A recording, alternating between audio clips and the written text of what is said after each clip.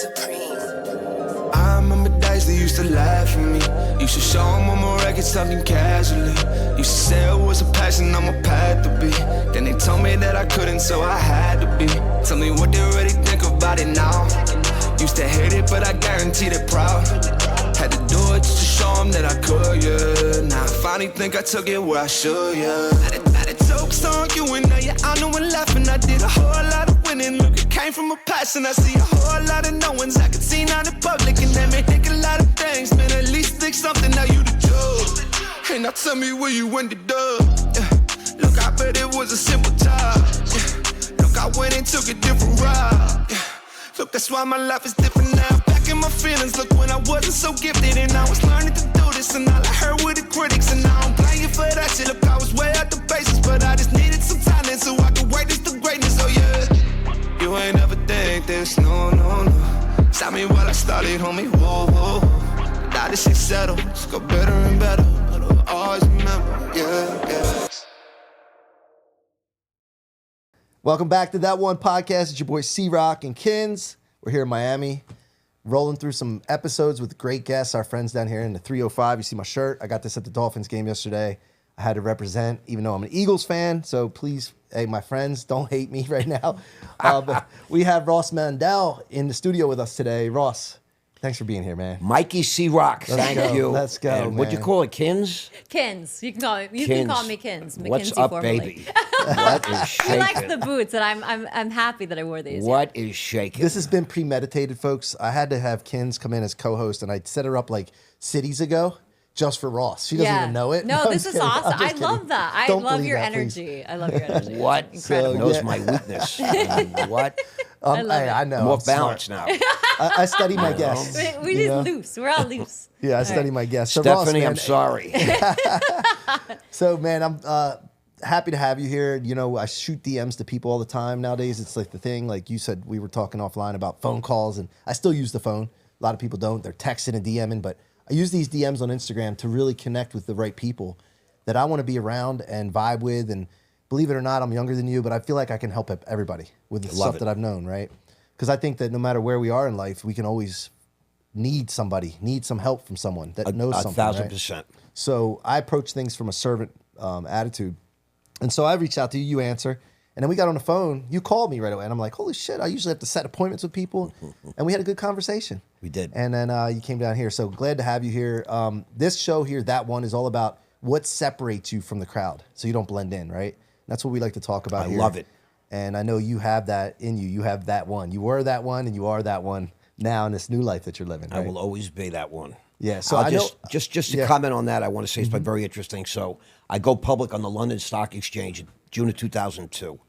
And there's been no deals at all because of 9/11 and the dot-com crash, Enron and WorldCom, and everything failed. Amazon, the company we all know, goes from 300 to 3 in 5 weeks. And that was the end of the world, part one. And I go public, my stock's up 40%. I open the markets, nobody could believe it. A brash New York kid in London, England, the capital of finance. And I'm so excited. I rang the bell at the exchange. We close up 40%. I'm like, man, I'm ready to party with my boys out there, right? And then I get a call, step back, at the exchange. The head of the stock exchange calls and says, I'm going to be addressing the nation that night. What the fuck? What are they talking about? You are? Yeah, me. Is this the first time you were? First time I'm on out there? TV, 9 minutes. It's called CEO on the Hot Seat. And they didn't give me a choice. They said, this is what you're going to do. 9 minutes is an eternity in TV time. 9 Live, minutes, yes. CEO on the hot seat. Wow. And the first thing, I'm wearing a gold Rolex. I said, bro, you can't wear a gold Rolex. I said, why not? They said, because it's too New York. It's too showy. I ran to Cartier. I bought a tank, with You had to have a watch. a black You had to have a strap. watch. Yeah, but it was like it had to be a Yeah. professional watch. I learned Yeah. this. Right. I moved to Patek Philippe and Constantine Vacheron, et cetera. And I got on TV, and they friggin' made it like I'm a king, and look what I've done. And they show a chart that looks like my stocks was public for 24 hours. Yeah, yeah. Mm-hmm. But they wanted the country to know that the markets are back open for business. And they used you. They used me. Yeah. Wow. And when I was prosecuted many years later, but they said to, I want to just finish, I'm sorry I brought this up. They said to me, right before I went on, I had an IR guy, very handsome guy, beautiful girlfriend, the whole thing. And he's like, you want to be remembered? I said, what does that mean? He goes, do you want to be, we're ready, I'm 5 feet from the set. Do you want to be remembered? I said, of course. He goes, then you got to do something memorable. Right? And that's just sort of what you said about that one. Yeah, that was that your one. introduction. Did you feel like you were that one at that time? As they were making you or portraying you? Or did you have some doubts I in knew you? I had done something very special. Yeah. I mean, in life, I'm sure, a guy meets Morgan, he gets with her. That's a big day. That's, you've achieved something amazing, right? A woman that looks and sounds like you with your... Well, thank you. Your Kinz? intellect. Kinz? Yeah, Kinz I'm talking about. I'm just saying, I had done something no American had ever done. Yeah. I took a regulated American business public on the London Stock Exchange.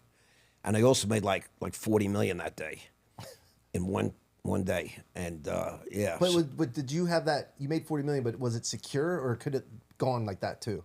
Well, it was the other way around. It was just the beginning for me. Yeah. But So I mean, could it have I gone was on, away I like- was on the come up. Okay. So I had the shares, but now I was liquid. Now I get a call from the stock exchange. You sign a paper saying that you won't sell for a year and a day. In America, it's a federal law. It's called 144 stock. Yeah. Inside stock. It's like the three of us form a company today. We take it public tomorrow, and then we sell our shares, right? Right. So they said, no good. Yeah. That actually happened years ago. So they said, now we're going to make a law. You're going to form a company, cool, but you have to, there's a federal law. You can't sell that stock for a year and a day, or 13 months roughly. So in London, they didn't have this sort of regulation yet. But based on the reception in the world, everybody was buying my stock. There were no sellers. Right. I was really on the come up, like I am today in this industry. Everybody wanted to buy my stock, so they said, Mr. Mandel, you have 7 million shares. You're free to sell.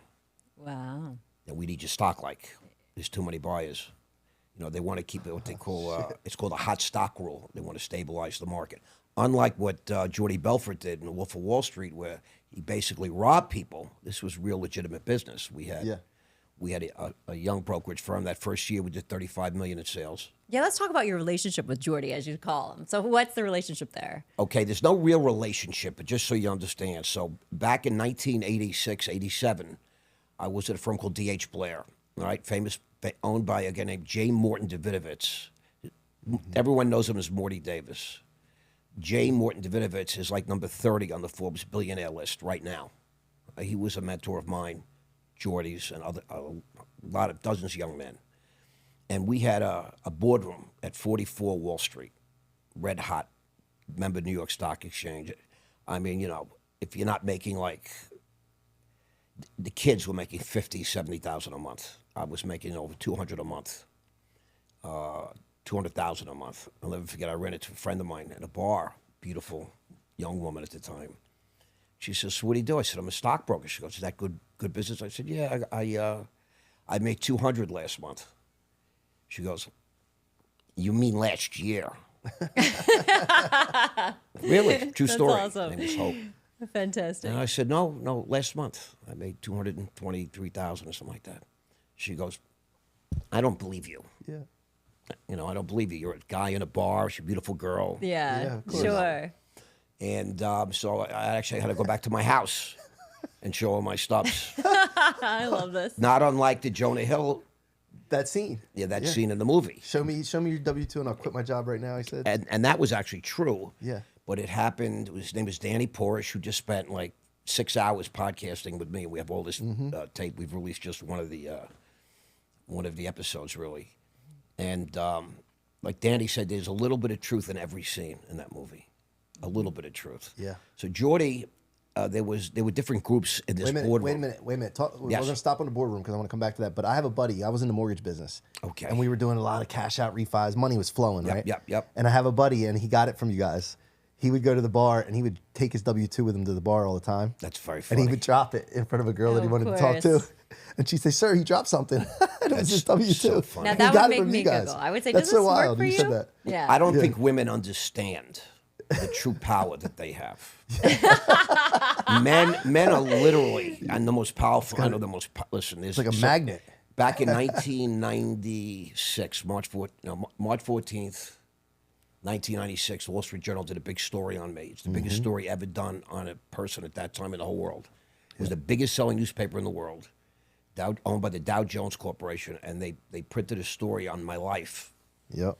5,250 words about me. I'm like, And with no involvement from you. You weren't interviewed, were you? oh no! What happened was I did 3 8-hour interviews. Oh, you did? Okay. Oh, wow. Because I was stalling the Journal. I was in the process of opening up my own firm, and this was a hit on me.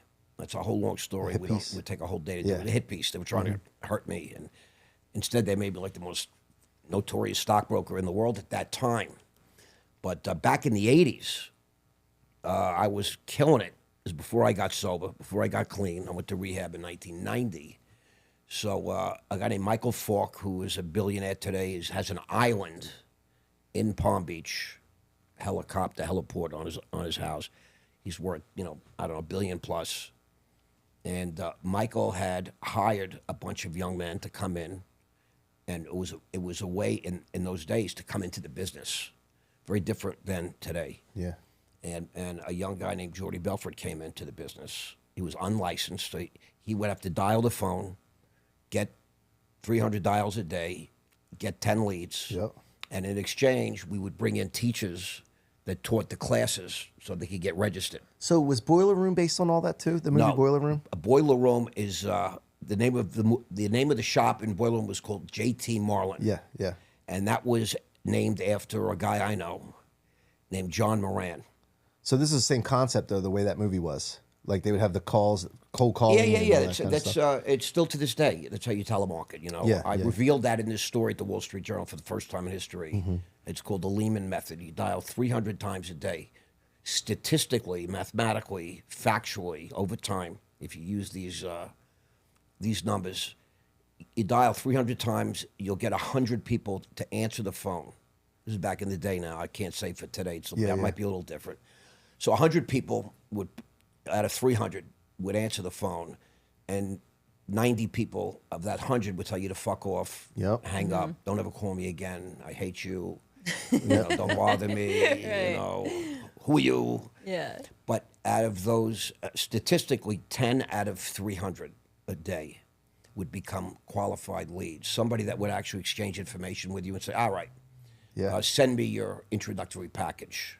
I'm not selling anything today, Morgan. Right. Nothing. When you were with Jordy, did you know like something about this kid, or they were like, he's a bad boy, or did you get that energy or vibe off him? What were your? There's What probably was a your? lot of people like that, but- What was your I'll tell you take? the truth, okay? He's not a likable guy Right. unless he's trying to do something with you. Sure. So I just met him, and he knew I was a big producing stockbroker, and his partner, the Jonah Hill character, ran into him after that meeting, and he offered me an opportunity to run the whole place. They would provide me a limo to drive me back and forth to the office. I lived in Manhattan, and they were on Long Island. Okay. So it was like a That's reverse huge. commute. Yeah. And they offered me $100,000 a month cash just to manage the place. And I was already making a couple hundred. And I was any of the commission that I made, I got 100% of that to my pocket. Okay. But I didn't get sober, go through I actually was with a psychiatrist, Dr. Arthur Knauert, who helped me really learn a lot about myself and about life and about the real world, because I came out of this crazy fake world where I was just using drugs every day. And this is before Jordy had any money. I was flying to private jets in the 80s. There was nobody back in Right. those days that had that kind of money. We were just billionaires, and that's how I met a lot of the guys that I did business with. Yeah. In that article, they wrote that 20% of the Forbes 400 were my personal customers, Oh wow. all from telemarketing. Telemarketing. That's crazy. All from I'm good on the phone. But it's no different than it's shooting a DM to people and connecting with them and making friends. Like the direct message on Instagram, like I'll tell you, I have contact. I'm new. I was away for 10 years, yeah. really. And it's an amazing thing. And for the first time in history, a young man, a young woman can connect with some of the most successful, smartest guys in the world, and women. yeah. I have a friend, Kayla Hodges. I should get her on your show. dynamite. She's Jeremy Miner's girlfriend now. Yeah, I know They her. broke up. I know her. Yeah, I know her. Yeah. So she Yeah. did my podcast. I did hers. Yeah. But she's empowers women. She's like the leading person right Yeah. now in Yeah. women's sales and all these kind Yeah. of things. And I have a mastermind program, and I would charge right now $5,000. And for $5,000, you can get to spend some private time with me. And that wasn't like that back in the day. You couldn't have access to people like that. No, Yeah. no. What are you crazy? Yeah, I mean, it's so wild. I have all these young men now that I'm tutoring, mentoring. I'm building like a little bit of an army. They call it Mandel's Mafia. Is that I what it's love called? that. Mandel's Mafia. Mafia? Yeah, I'm not sure how the authorities are going to feel. The thing I love about you is that you've lived. Like, you have lived, man. Like, a life full of, like, just the ups, the downs. And, like, were you always like this as a kid? Like, was your brain, because I can tell you're so intelligent and your brain goes and goes and goes. But have you always been like this? Like, when was this born? Like, the spirit in you? I had a mother that just recently passed away. She was 89. condolences. She passed in July. You know, she wasn't a great person, my mother. People that knew her said if she would have hugged me once in my life, I probably wouldn't have been as successful. Interesting. Yeah. But wow, one of the things that we lived, we were like an up and coming Jewish family in this nice area on Long Island, called the Five Towns, and we were in a house called Northwood. Our house was $32,000. Like right now, it's $1.5 million. All these years later, the little house, and like 2,500 square feet. I have balconies bigger than that. It's really interesting. And one thing she said to me, she used to always say to me, "This costs this costs that." I love lobster. We're going to get this. We're going to get that. We would drive around in the area, in the rich area, and she said, "You see that house? That house is, $800,000." Whatever, the numbers like that. She was really always very material, very mindful. And she used to say to me, "Rossi, there's nothing you can't do. There's nothing you can't do. Yeah. You could do anything." Planted that seed, man. But she was perpetual at it. Yeah. Created a was paradigm in your mind. Crazy. Yeah. So I was on the wrestling team, and she came to one match, right? I was really psyched. It was really good. I was very athletic. I'm a physical type guy, and I beat the guy 17-4, and they at that time they would like Mercy rule it. mercy, Yeah, yeah. because it was too. They call it a tech fall now. It was Yeah, too crazy. yeah. Everybody gets a medal. Yeah. But and she was like, "You did good." She goes, How did that guy get 4 points? Like, why didn't you pit him? Oh, True yeah. story. Yeah, That's how she was with me. Yeah. Yeah. I got a 99 on the chemistry region. We had to call these region exams, state exams, right? I got 99. Chemistry, everybody was failing, and it was a big thing in the neighborhood. I got a 99. I'm gifted at certain things, and she's like, "Oh, crap, it's really great, but like, you almost got 100. Like, Yeah. nothing was ever good enough." Yeah. And the reason I bring this up is because she did empower me, and I would urge parents to do that. The woman I married, Stephanie, was still my closest friend, and even though we're divorced, she's been there for me, and she's partners in the business and everything. She was a beautiful, gorgeous woman, but her father was like, "Why do you bother going to school? You're just gonna, work. You're a married guy in the neighborhood. You're gonna work in a deli." Yeah. He Yeah. put her down. Right. Yeah. Put her down, never empowered her. It wasn't, and I met her and she worked for me. She came in and she walked into work for me. She was wearing an interview outfit. It's a thing that we talk about. She's like a gorgeous, person. She's gorgeous. I mean, inside and out to this day. But she was never empowered, Yeah. as a kid. And I would urge parents to do that. And I don't think it's ever too late to plant that seed. So, I empowered her during our marriage.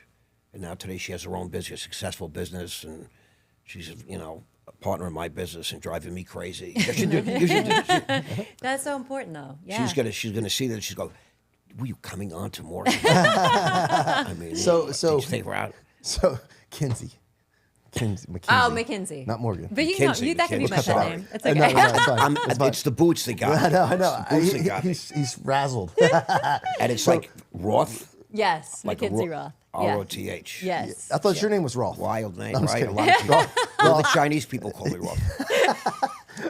should have Ross, said Asian, right? Yeah, I don't know. I don't even know what's right incorrect. nowadays. Hey, Trump won, so we can say whatever we want. I like it. I don't want So- to be canceled yet. Hey, No. so talk about that back in the day. Did you have any interactions with Trump being in New York City and all that back in the day? I did. I've done a couple of deals with Donald. I lived in Trump Tower for 6 years, Yeah. apartment 36C.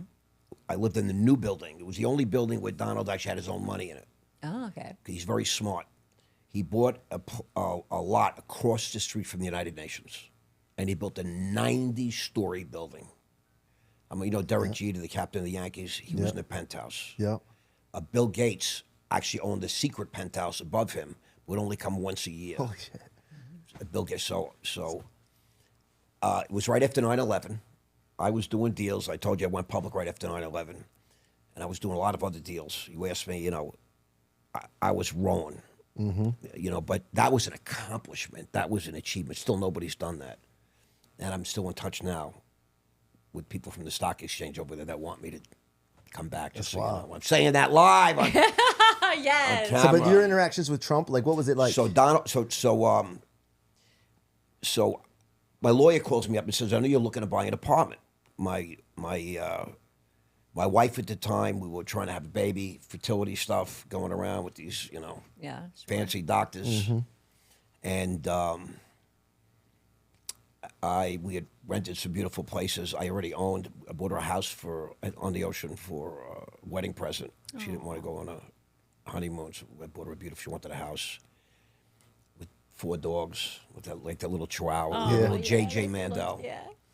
And so my lawyer calls and says, "Listen, I know you're still looking for an apartment." I said, "Yes. You know, Trump owns his magnificent building. We shared a law firm, and he was illiquid at the time because he had put all his money into this building, 90 stories. I mean, 4th highest building in Manhattan, Yeah. right across from the United Nations. And the theory was, you have all these ambassadors from all these countries. The way it works to be an ambassador, you have to be very rich. You have to be a contributor politically, et cetera. It's like a sort of a gift. You know what I'm saying? Yes. It's like when you're married and you have to hire the brother-in-law Yep. Yep. or his son. You know, Yep. Yeah. his 2 sons come work for you. Yeah.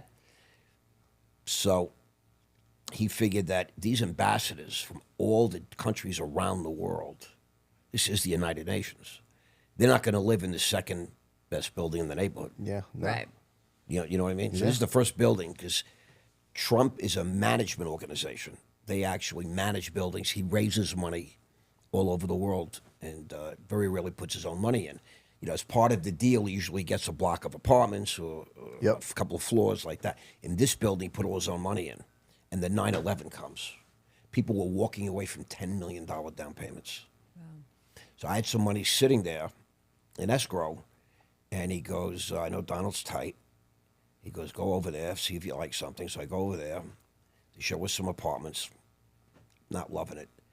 But Stephanie's very smart. She goes, "They didn't show us this corner apartments. I don't know why, with the views of, you know, the East River and South and West. You got everything." So when I called back and I said, what's shaking? You know, what is this? So they went and we showed us these other apartments that were magnificent. They didn't want to part with them. You know what I mean? So I said, look, I called him up. This is my first time I spoke to Donald. I said, "Listen, you tell Donald I'll pay $2 million. My money's sitting in escrow at his lawyers. We can close in 20 minutes. And I was on my way to London. And I had a place in London as well. I had a townhouse. So I signed a power of attorney, and my attorney, you know, had power to do it. The money's sitting there. It's $2 million cash. It's a $4 million apartment. So she goes, "Let me get this straight. You want to offer $2 million for an apartment that's $3.9 million?" I said, "No, I don't want to offer anything. I'm not offering. I'm not getting into some deal here." I said, "I'll pay him $2 million right now. He can have $2 million cash. I know he needs the money." And she's, you know, real snooty type, you know. Yeah. I said, "Listen, I got to go." I literally got in a car, went to the airport, flew all night. I get to London. I had a car and a driver. They take me to. I'm pulling up to the Dorchester Hotel. The sun's coming up. I'm like, I just want to go lay down, take a shower, lay down. You know, the phone rings. Ross Mandell? Donald Trump. You know, he has that voice. Like I'm told I have that voice. He has that, Yes. you know. And he says, I understand you want to make an offer on apartment 36. I said, no. Donald, I don't want to make an offer. And by now I'm irritated and all these things. I'm trying to get to the hotel. And I said, I just got to London. I had even forgot. I forgot this whole thing because by so many other things are happening in my life, I'm going. And I say, I'll pay you $2 million. I said, the money's sitting at the name of the firm. I forget the name of the firm. It's in escrow. We can close. I sign power of attorney. You can close in 20 minutes. Speed, man. Speed's valuable. Yeah, he goes, you know, you're killing me. You're killing me. Yeah. You know, he tried a couple of maneuvers to try and get me to play ball, like, you know, to get into a back and forth, you know. Yeah. And I said, I'm not, Donald, I don't want to play. I said, listen, you can have the money. It's sitting, I have $2 million sitting there. You close right now. You can have it today. He goes, you know, you're killing me. People are going to see. You're going to affect the whole pricing of the building, this and that. I'm like he's a tough guy, but he's a good guy. Yeah. He, you know, I've done business with a lot of bad guys, and I just spent time with a lot of bad guys. He's a good guy, and what the media has done to him is just really brutal and unfair. It's just a horrible thing. He was a Queens kid. I'm a Long Island boy, so we grew up next door to each other. Like we always looked down on the Queens kids, but his father was a very successful, wealthy guy. But you never escape that sort of thing, like when you're growing up, you know. Yeah. Yeah. And I'm very excited that he's the president. I knew he was going to win. I've been saying it for a long time. Yeah. He's the reason I got out of prison early. Because they talk, these Democrats, all this about, you know, this nonsense. But when it came to criminal justice reform, he's the only one that did anything meaningful in 30 or 40 years. Obama did nothing. Nothing. Yeah. And all the guys inside rooting for Trump. Because Oh, wow. he passed a lot of very sort of what I call common sense stuff. Yeah. It's just common sense stuff. I don't know what the hell happened to this country. Yeah. I wonder if the fucking rails. Yeah. I mean, I just don't get it. Can you? So I want to ask you. This is just a blanket question. Just because you've had the most and you've been all over. Does money buy happiness, in your opinion? You know, it's funny. In my book, which I wrote in 2013, I write, if people say that money can't buy happiness, never lived in a Donald Trump building. I actually write that. And I say no. I say it can buy happiness. What money really does is it gives you freedom. Yes. To not have to worry about money. Because, you know, I've been broke in my life. You know, when I got sober in 1990, I'm 33 years old. I was very rich in my 20s and went crazy, lost all the money, and spent it, gave it away, all these different things. And you have to worry about money.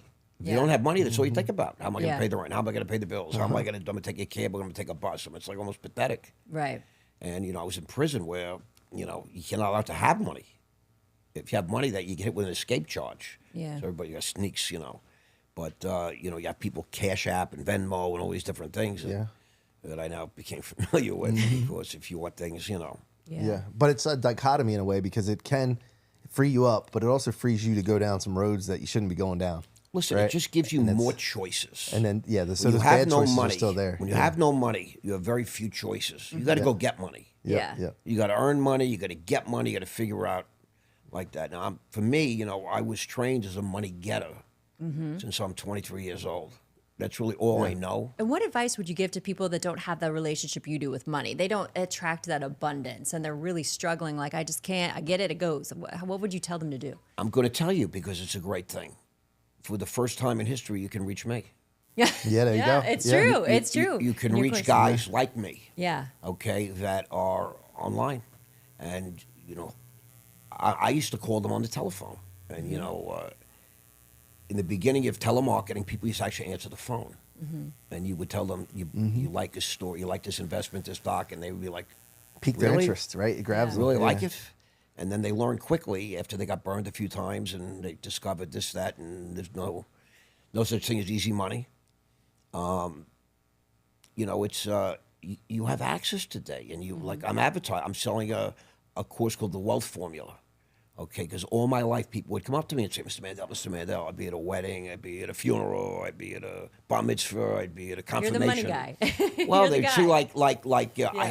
my girlfriend's got this great product and she makes these things, and my wife's got this, she does this service and everybody lines up and we're making all this money. I'm like, how do we turn this into $1 million business? How do we get to the next step? Yeah. So I spent a good deal of time. I have a 114-page digital text. Fantastic. 14 different modules. Each one's about 15 minutes with me live in a studio. It's been edited, it's been scripted, but it's really brilliant. And it's very comprehensive. You can get this for $300.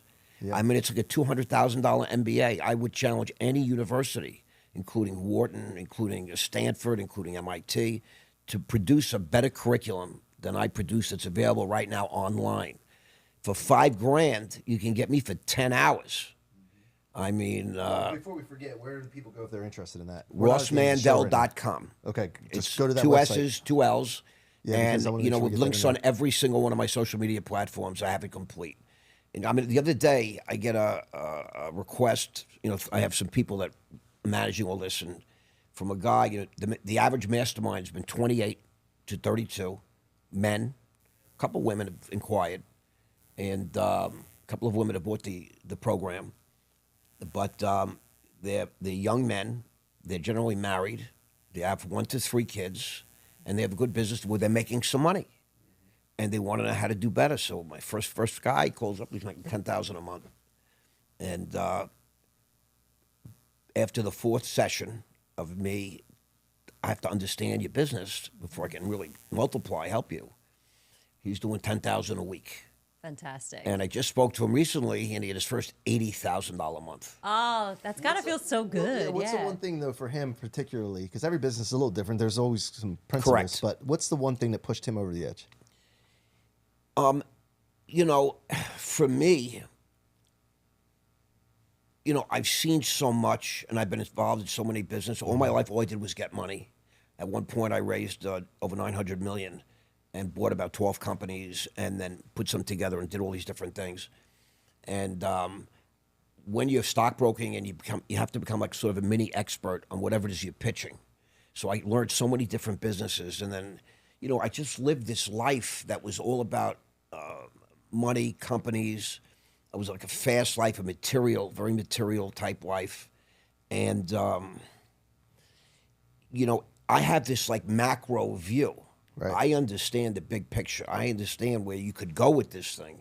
Things that you could do that it would take you years to figure out. And they're in it every day, so they don't get to see that. Correct. When you're in a perspective. box, I like Yeah. to say most people, especially working people, you're in this box, right? Whatever your box should be beautiful. You could have like thigh-high red boots, I bought my wife a pair Yes. in Christian Dior Yes. at one point, and that's how we got my daughter's middle name, Sydney Dior. Oh, I man. love that. We did a deed to honor my father, David, Yeah. who passed when I was young, and in my sort of religion, it's a cultural thing. You honor a dead relative by naming, using the first initial at least. So Yeah. we were trying to come up with a D name. She loves Sydney. She got the first names. I have Skylar and Sydney are my 2 daughters. Oh, I love that. So we were in Christian Dior on 57th Street in Manhattan, Madison Avenue, 57th Street. And she had a pair of these thigh-high boots, which I must say, I get it. So, And we called it Dior. But here's the thing. So I see there's a macro view. His name is Nick Horton. He goes by the name Bullion Bear online on to Instagram. Nick. Shout out to Nick, what's up, baby? And Nick's married. He has 3 kids. He just bought his first house. Awesome. I like to think that I would Way to go, Nick. more of that. Yes. And put them in a nice house. And he had bought a bunch of masterminds from a lot of different guys, like Grant Cardone and Patrick Bet-Dave and all these different people. And he said, I knew you were the real deal when I saw this podcast with Brad Lee. Yeah. Shout out Brad, Shout the out to Brad, Kingmaker. that's our guy. Yeah. Brad and I are partners on a deal in Las Vegas. Yeah. I've been out there twice already. I just met he and his wife out there. We had dinner at the He's steakhouse. great. SW. They're so cool. Yeah. He's great. He took me to a steakhouse out there. The name of it was fantastic, and a cigar bar. Yeah, good time to hang out with Brad. Yeah, I smoke cigars with Brad. He's a partner in the He's a partner in Raw Media and the Yeah. Wealth Formula, as you guys know. Yeah. So So I see the macro picture. yeah. okay, that you really don't see. If you're in the box, you're in a box. You're in a box. We all live in some sort of a box. And some of the boxes are multi-million-dollar boxes, very comfortable. Some of the boxes are smaller, some are bigger. But the point I'm saying is, when you're in a box, you can't see what it looks like from the outside. Mm-hmm. And it's very easy for a seasoned, experienced person to look at your box and say, you know what? Nice box, but if you do this, if you do that. So this guy was in the precious metals business, okay? And he sells a lot over the phone. And I'm looking, this is, months ago already. Price of gold was barely 2,000 if it was 2,000 an ounce. And he's talking about silver and all these other trades. And I'm like, listen, bro, do you understand gold is about to go to 3,000 an ounce? Do you understand what's going on with Bitcoin, with crypto, all that, because I get this stuff. Yeah. And I would be, I wake up in the morning to Fox Business or CNBC every day for, 40 years, no exaggeration. And, I see the tape when I close my eyes, Yeah. And I told him, basically, I helped him script, and I gave him formula. You have a baby, you give it formula, right? Yep. Yeah.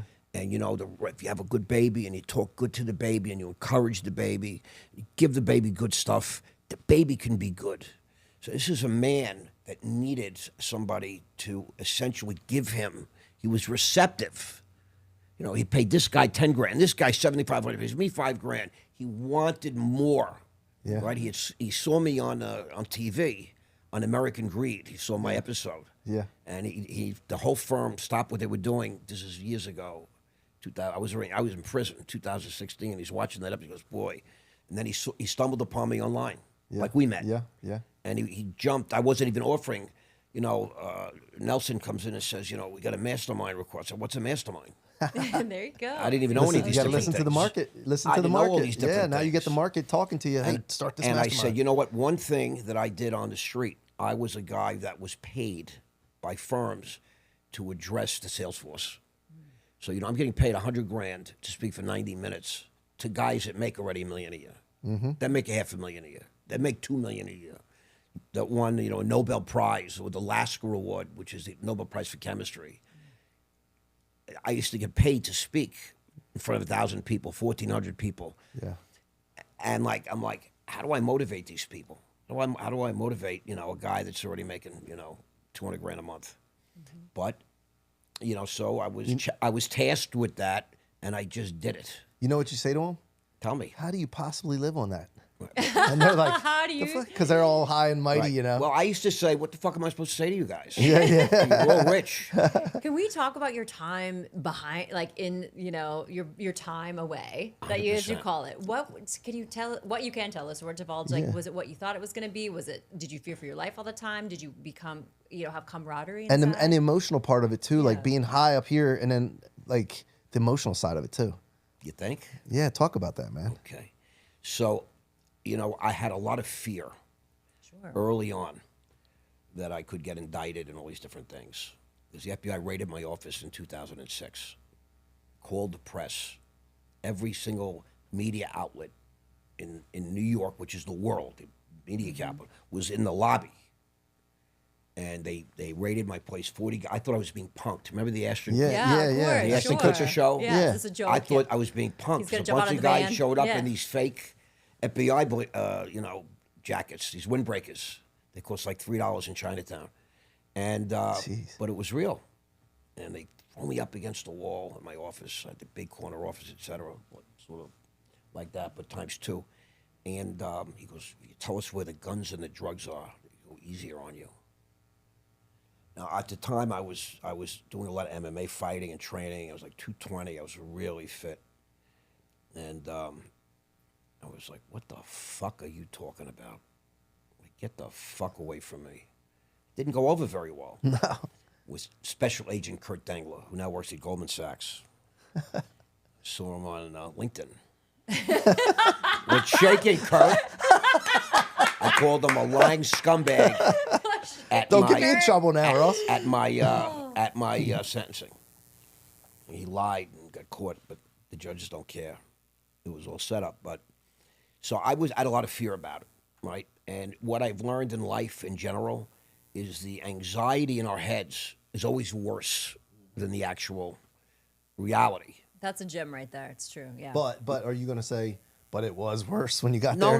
no. Oh. I by the time they raided my place in 06, November of 06, and then nothing, crickets, zero.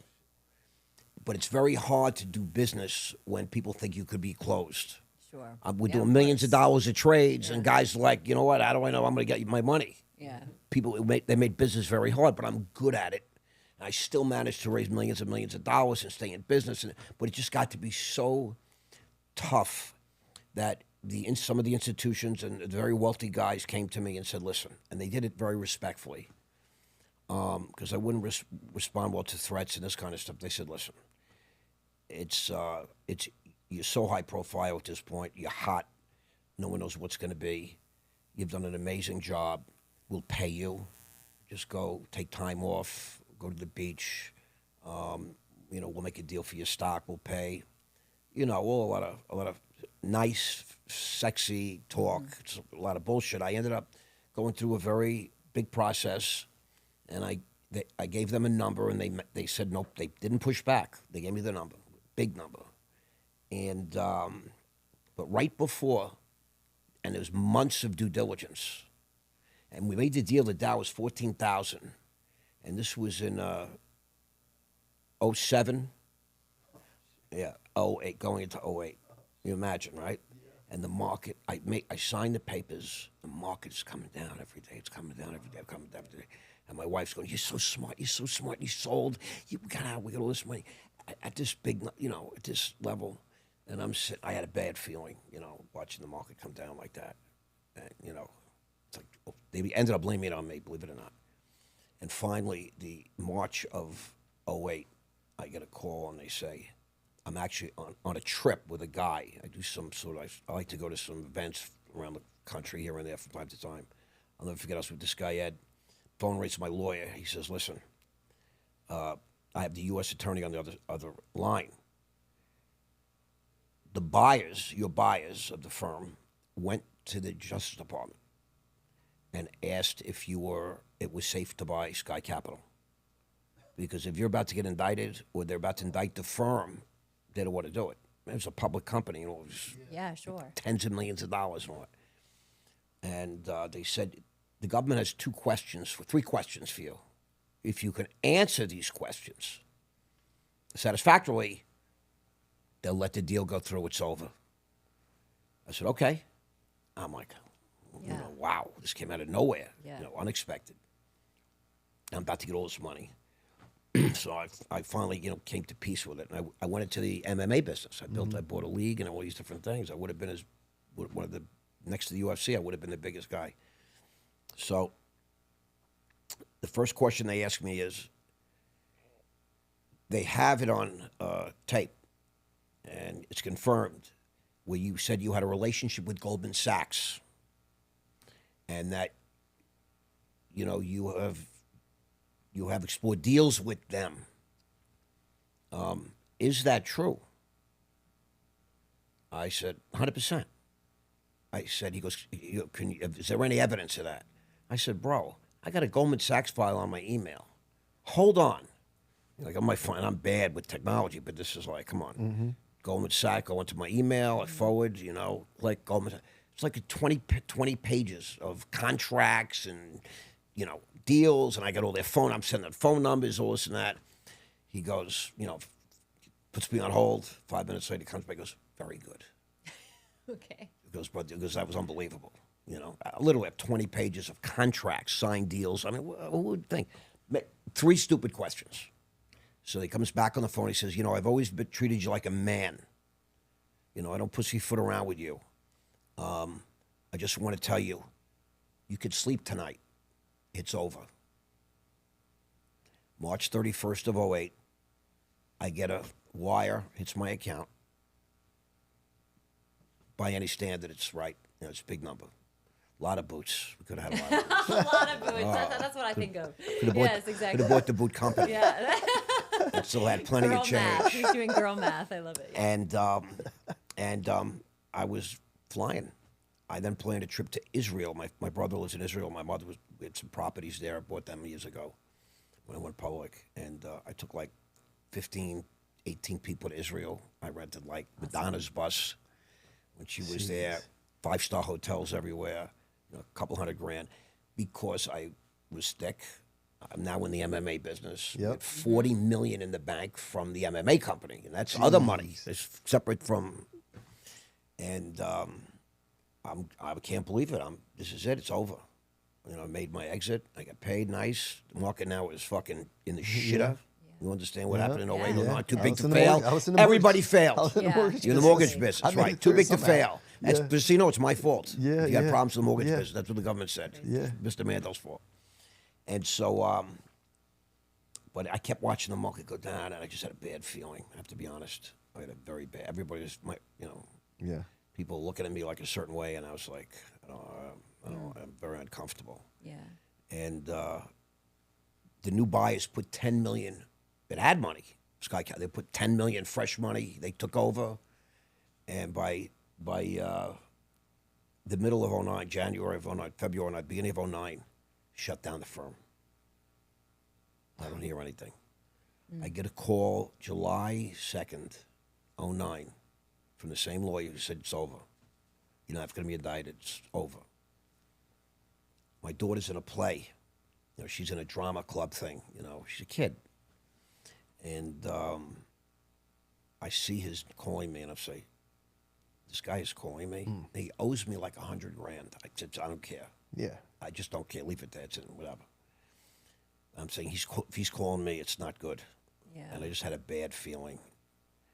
And so the anxiety, the feelings were always worse than the actual. Mm-hmm. And then he calls me up and goes, I don't know how to tell you this. He goes, but you're going to be indicted. I said, what does that mean? I didn't even know what it meant. What does indicted mean? Yeah.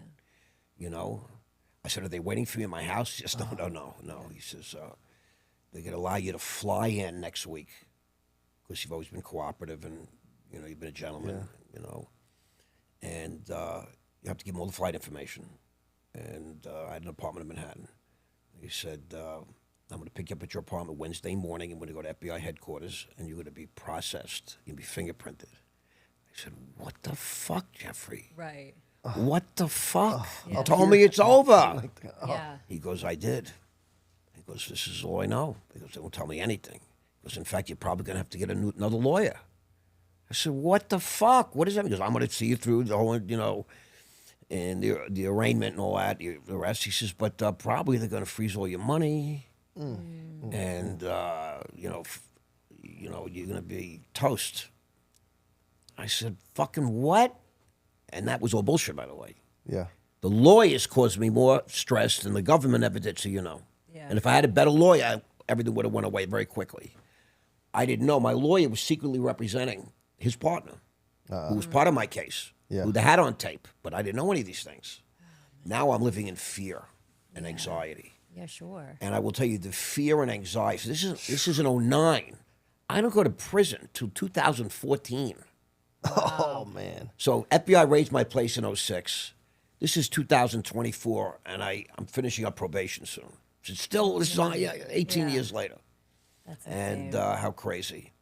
But prison was, horrible. Yeah. I'll never forget I'd be inside, and like some new guy would come in, and he's like, this is terrible. I'm like, bro, this is fucking punishment. What do you mean? Yeah. Our government can't get anything right. Our government fucks up everything. Punishment, they understand. Yeah. They're good at just saying, fuck you. Yeah. And, what kind of animals grow up and work in prison?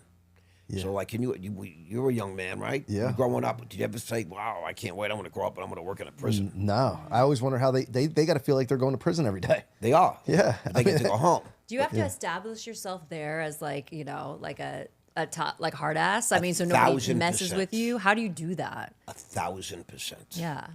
Even in the Fed, like it's like that shit. Especially in the Is feds. it? Yeah, I don't know. When you're in county jail, when you get in, they put I've been in a few county jails on the way, and they put a band on you that says you're the feds.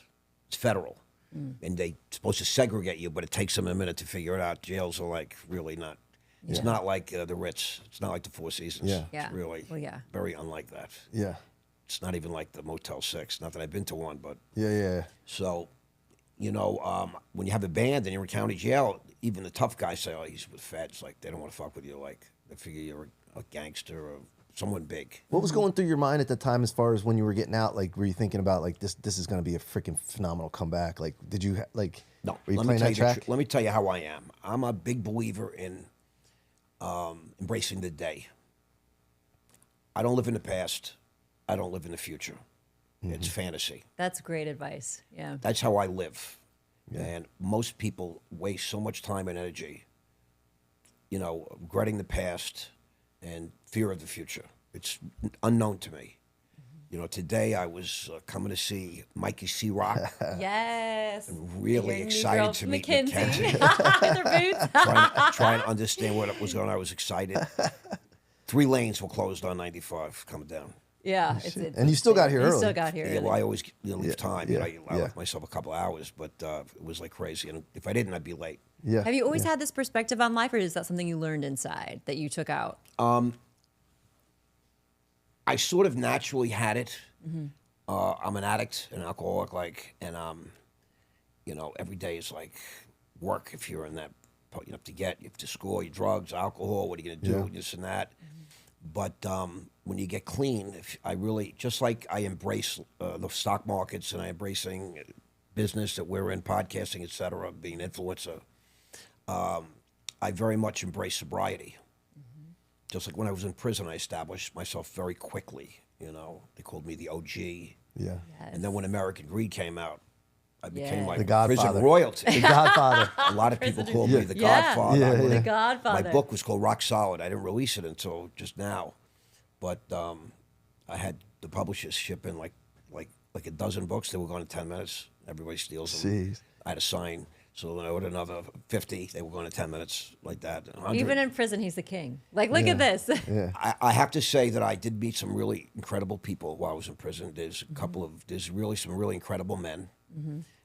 There's a lot of scumbags, a lot of Sure. bad guys. Yep. One of the things I take away from prison is thank God there are prisons. Yeah. Just let you know, I have 2 daughters, and I met some guys that I sat with them or walked the track with them and at dinner ate with them in the chow hall. But these are not people I would want walking around, not with my Yeah. family, not with your family. Right. Yeah. Yeah. Scary people. Yeah. There's some scary people. There's a lot of, really, in the feds, you got accountants, Yeah. 80-year-old guy that, took money out of an escrow account from some old widow, returned the money, Yep. but they caught him. They don't mess around with money. 80 years Yeah. old guys. The feds don't fuck around. Not with money, This is- especially. Yeah. It's this is crazy. serious They'll let shit. they'll let people play around with kids. You know, Oh, pedophile but when city. it comes to money, a lot of yeah. pedophiles. Yeah, so it's wild. My first day, and I got assigned to this cell. I didn't know it, but the U.S. attorney, they somehow put some notes in. They want me to have trouble. They want to give me trouble. Yeah. In prison because I cursed out the judge and I was abrasive in court, and I got fined $10,000 for acting out in court like Trump did a few times. And so they put me in D unit, Dolphin unit, and I walk in. There's two black guys there, very fit, big guys. I got a mattress with me, which is like a yoga mat. Okay. That's your mattress on a metal steel bunk, and they give you some uniforms, some laundry bags. You schlep in all this shit. They go, put your paperwork. I said, guys, I'm assigned to this cell. They say, put your papers on the desk and go take a walk. So now, I'm thinking about prison and all that. And, they say you find the biggest guy and you hit him. I'm a pretty big kid at this point. And I'm thinking about hitting this guy. Thank God I didn't do that. They turned out to be really great friends. That's a great story. I was going to whack them. Yeah. And so they said, go take a walk. I'm like, what do you mean? Just step outside. So I put the papers down, put my shit down, close the door, I go out. As soon as I go out, some big guy, I got to know him later on, he's back in jail, puts his arm around me. His forearm is like a leg. And he's like, bro, sorry about that.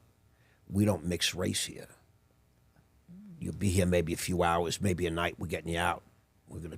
You're gonna be with us. We don't mix race here. like white black with two Interesting. black guys. Yeah. Puts his arm around me like I'm like 220.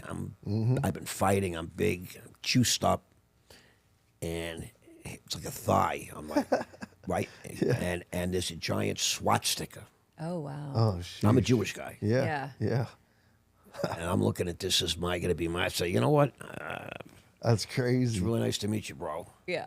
Well, look, hey Ross, we're up against the listen, clock, but this is real quick. This is right. So go back in. God, we could talk. I could spend days. I know. I go You're the back. best storyteller. I go back in, and they say, Ross, welcome. I'm Henry. I'm Mike Brown from Philly. Nice to meet you, bro. I said, I see there's a change, right? I said, so if you don't mind me asking, what happened? We had to see your paperwork. I said, okay, well, what do you see? It's like my story in there, right? Yeah. I already know my story. He says, 99% of the time when you see an older white guy come into federal prison, he's a chomo Yep. or a rat. I'm like, okay, I get it. I said, a rat. He says, yeah, we don't bunk. He says, Yep. both these guys were in maximum penitentiaries when they started. Yeah. And then your good behavior, you work your way down to a lower security. I said, I know what a rat is. What's a chomo?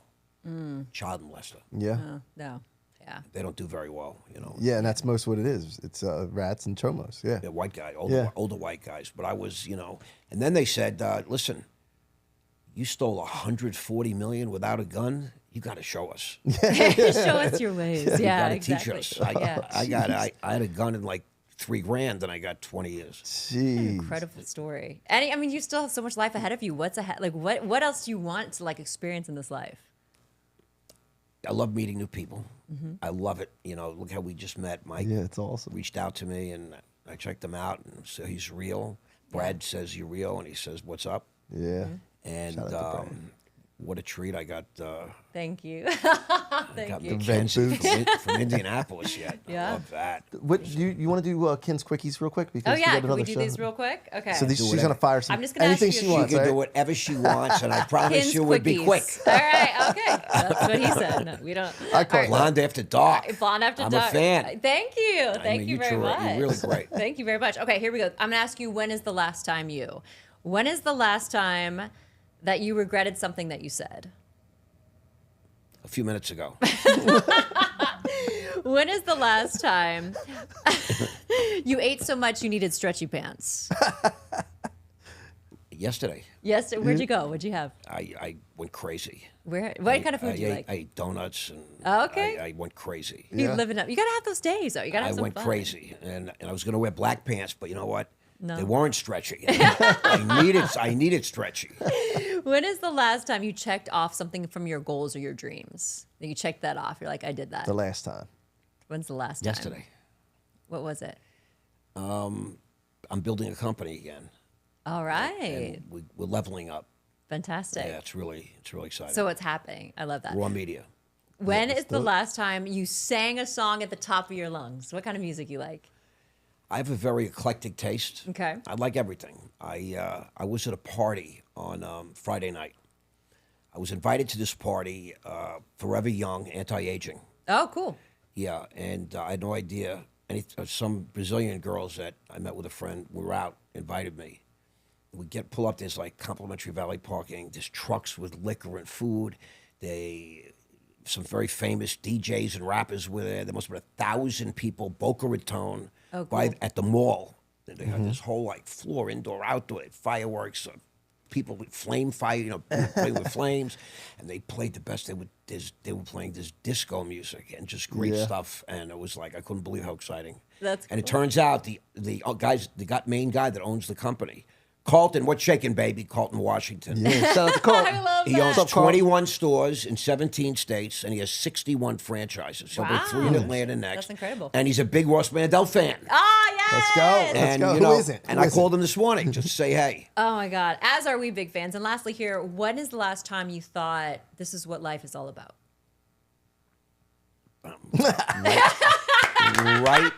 Right this second. Yes, we live for the moment. Fellas, stop Thank it. you. Don't tease me. Thank you. You are awesome. He's Right. the Yeah, man. Ross, Oh thank my you so God. much for being here, man. We could talk for hours. We'll I do this know. again. We'll do this again. for Mikey, sure. let me just tell Yeah, it's you, been a I did pleasure. a podcast with a guy named Matt Cox. I don't know if you Yeah, know yeah, who I he know is. Matt. Yeah. Inside True Crime. Yeah.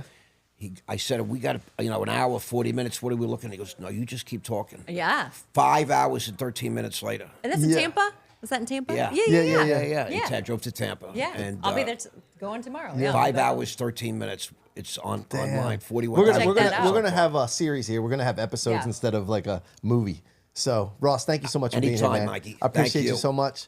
Thank Guys, you. thank you so much for watching or listening, however you're consuming this content. That one podcast with your boy C-Roc and Kinz and Ross Mandell. Make sure that you subscribe and go support our guest, rossmandel.com. Don't forget rossmandel.com. You can be mentored by him. You can check out the courses. And until next time, be that one.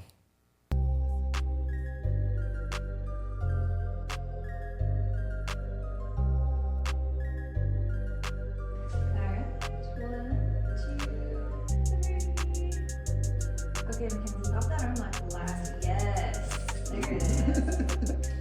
Love it. Okay. All right. I'll send it. You're not going to want to. Oh, I do though. But that worked out. You're so cute. You're so cute.